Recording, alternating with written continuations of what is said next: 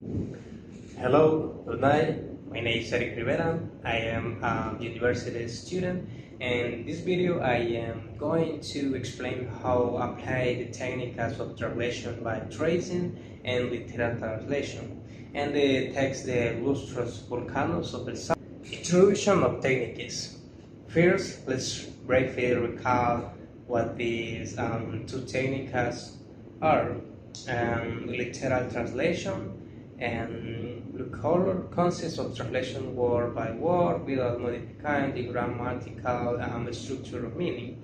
And calquing is technical where a foreign expression is adopted literally across something it is not commonly or naturally in the target language. So concrete examples. Now let's go with the example of the translation I did. Okay, number one, land of volcanoes is Tierra de Volcanes. Okay, here I use calcom or red color because I took the English expression as it is and translate it word for word.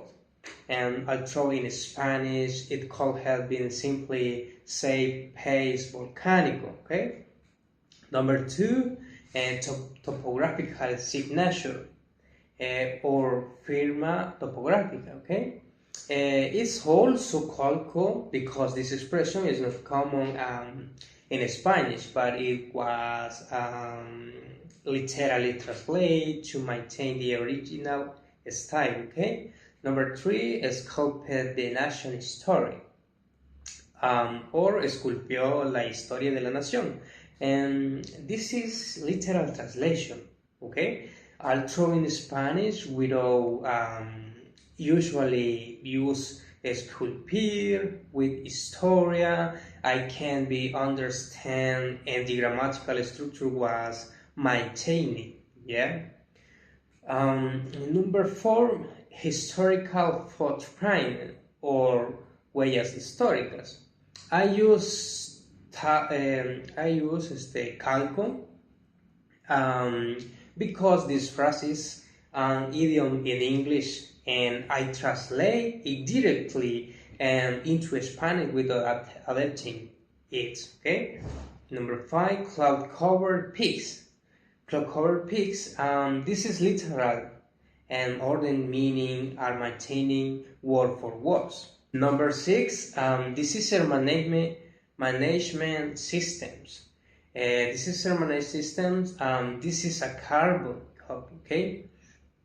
And ACID is a direct translation of a technical expression in English that is not common in Spanish, but is used in specialist texts. Okay. Number seven, storytellers or storytellers. Okay.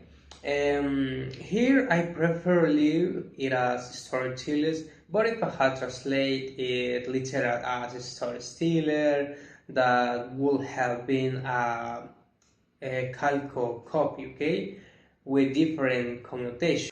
And why I choose each technique?